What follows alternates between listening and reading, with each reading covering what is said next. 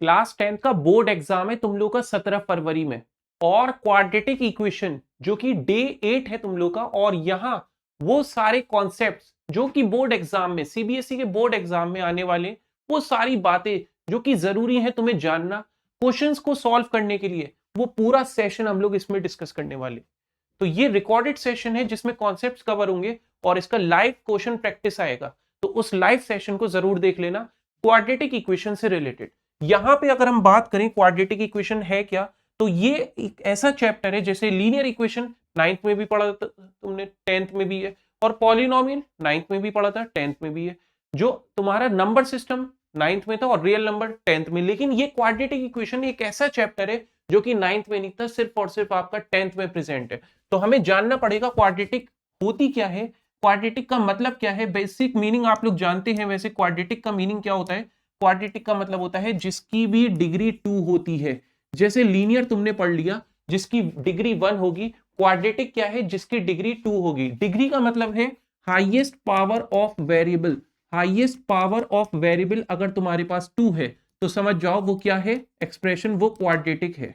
तो ये है डिग्री का मीनिंग, हाईएस्ट पावर मतलब सबसे बड़ी पावर वेरिएबल की अगर तुम्हारी 2 आ रही है तो क्या है हमारे पास, वो क्वाड्रेटिक है। उसके आगे लिखा है इक्वेशन, इक्वेशन का मीनिंग है इक्वालिटी, इक्वालिटी का साइन जहां भी प्रेजेंट होगा, इक्वल टू का साइन जहां भी प्रेजेंट होगा, वो तुम्हारे पास क्या होगी, वो तुम्हारी इक्वेशन होगी। इसकी जनरल फॉर्म तुम्हें डिस्कस करनी पड़ेगी, इसकी जीएफ क्या है, तो a x square plus b x plus c is equal to 0। ये तुम्हारी क्वाड्रेटिक इक्वेशन की जनरल फॉर्म है, a x square plus b x plus c is equal to 0।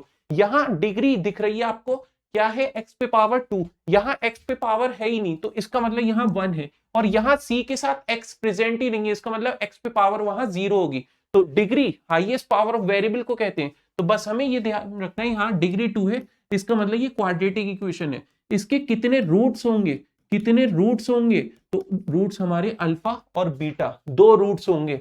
Roots कह लो या फिर सॉल्यूशन कह लो, ये दोनों बातें बिल्कुल सेम है। और जीरोस वर्ड यूज किया जाता है जहां आपकी एक्सप्रेशन होती है, इक्वल टू का साइन प्रेजेंट नहीं होता है। उसके बाद यहाँ पे क्वाड्रेटिक में डिग्री समझ आ गई, इक्वालिटी समझ आ गई, उसके बाद जनरल फॉर्म डिस्कस कर ली, कितने रूट्स हैं ये भी डिस्कस कर लिया है। क्वाड्रेटिक का यहाँ पे इक्वेशन फॉर्म करने का फॉर्मूला तुम्हें मालूम होना चाहिए, x square minus sum of roots into x plus product of roots और इक्वल टू 0। जैसे क्वाड्रेटिक पॉलिनोमियल फॉर्म करते थे, सेम केस है बिल्कुल, यहां पे बस इक्वालिटी का साइन प्रेजेंट है, बाकी सम ऑफ रूट्स यहां लिखना है, प्रोडक्ट ऑफ रूट्स यहां लिखना है, और वैल्यू को पुट करके अपनी क्वाड्रेटिक इक्वेशन तुम्हें फॉर्म कर लेना है। ठीक है, इसका ग्राफ की अगर हम बात करें, जो ग्राफ होता है क्वाड्रेटिक का वो कैसा होता है, वो पैराबोला होता है तुम्हारा। कैसा होता है, अगर ग्राफ तुम ड्रॉ करोगे तो ये शेप तुम्हारा आएगा क्वाड्रेटिक का, ये पैराबोला कहलाता है। लीनियर का ग्राफ कैसा होता है, स्ट्रेट लाइन होता है।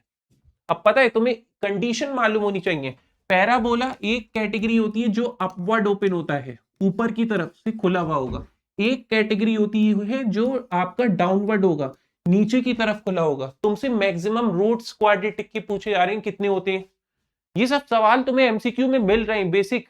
तो ये सारी चीजें जो प्रीवियस ईयर क्वेश्चन रिपीट हो रहे हैं, वो सारे क्वेश्चंस हम लोग लाइव सेशन में डिस्कस करेंगे। तो यहां कॉन्सेप्ट कवर हो जाएंगे तुम्हारे, और इसको जरूर देख लेना तभी तुम क्वेश्चन को अटेम्प्ट कर पाओगे।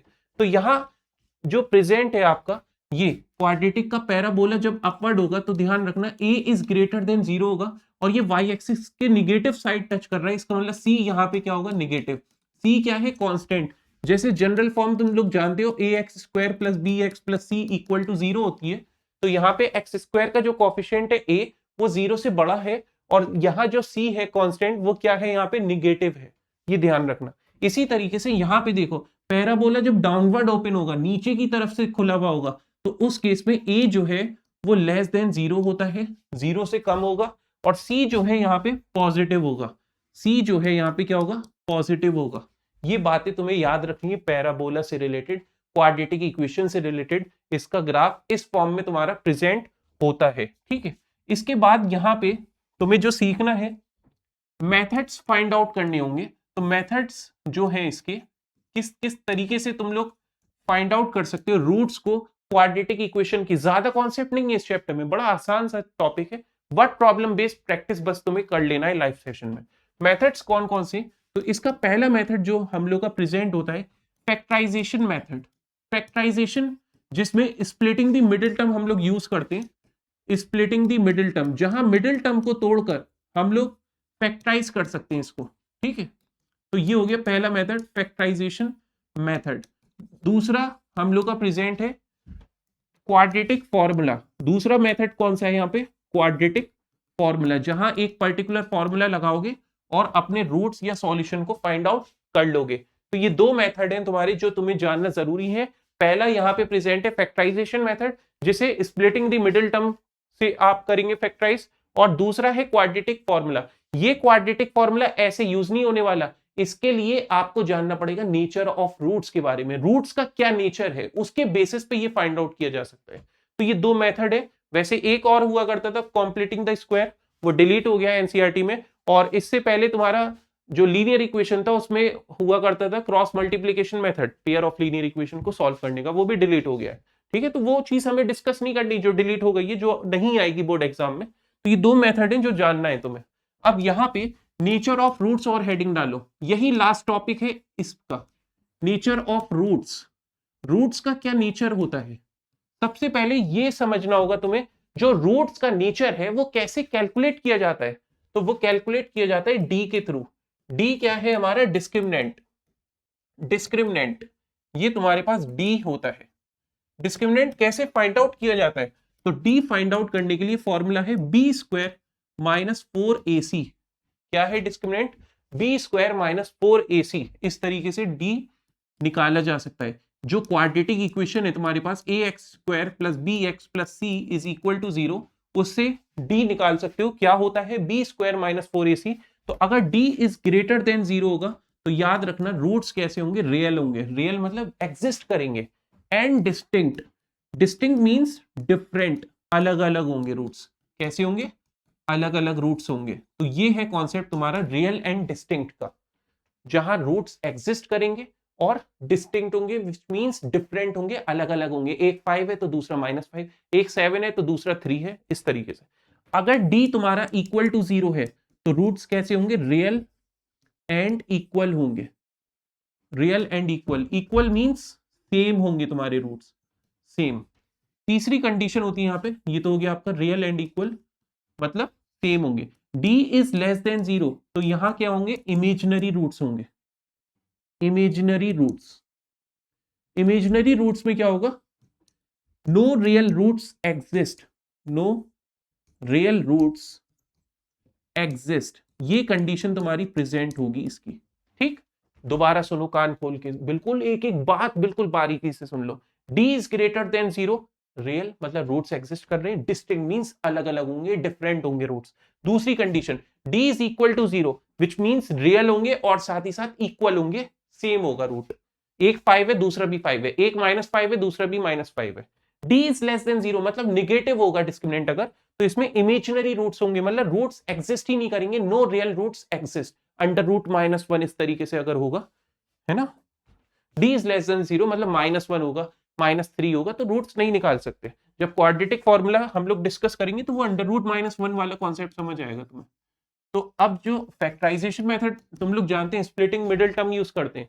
क्वाड्रेटिक फॉर्मूला क्या है हम लोग का, तो ये होता है x is equal to -b plus minus under root D. देखो अंडर रूट की बात कर रहे थे, अपॉन 2a। अगर यहाँ d 0 रख रहे हो, 0 से बड़ा रख रहे हो, तो रूट्स निकल आएंगे, एग्जिस्ट कर रहे हैं। लेकिन अगर d निगेटिव हो गया, अंडर रूट में -1 आ गया, तो वो इमेजिनरी वैल्यू है। अंडर रूट -1 क्या होता है, कॉम्प्लेक्स नंबर होता है, इमेजिनरी नंबर है, ठीक है। तो उस केस में रूट्स हम लोग रियल फाइंड आउट नहीं कर सकते। तो ये देख लो, क्वाड्रेटिक फॉर्मूला तुम्हें जानना बहुत जरूरी है, बाकी क्लास 11th में तुम्हें अच्छे से सब पढ़ाया जाएगा। ये तो इसमें ये क्वाड्रेटिक फॉर्मूला, ये प्लस माइनस ये शो कर रहा है कि दो रूट्स होंगे, एक बार प्लस करके निकालोगे एक रूट निकलेगा, क्वाड्रेटिक है ना, दो रूट्स होंगे, एक बार माइनस करके निकालोगे दूसरा रूट निकलेगा। अब बाकी सारी प्रैक्टिस हम लोग लाइव सेशन में करेंगे, और कॉन्सेप्ट तुम्हारे इतने ही थे इसमें क्वाड्रेटिक इक्वेशन में। तो बस सेशन हम लोग यहीं तक ओवर करते हैं, और फिर हम लोग का डे 9 है, उसमें नेक्स्ट चैप्टर हम लोग स्टार्ट करेंगे। और बाकी लाइव क्वेश्चन सीरीज में बिल्कुल रेडी रहो, और रिकॉर्ड के साथ उसको जरूर देख लेना, वहां प्रैक्टिस कराए गए क्वेश्चंस, और वो सब क्वेश्चंस होंगे जो कि रिपीटेड पीवाईक्यूज होंगे, जो एक्सपेक्टेड क्वेश्चंस होंगे तुम्हारे बोर्ड एग्जाम के लिए सीबीएसई का क्लास 10 का, जो 17 फरवरी में देने जा रहे हो।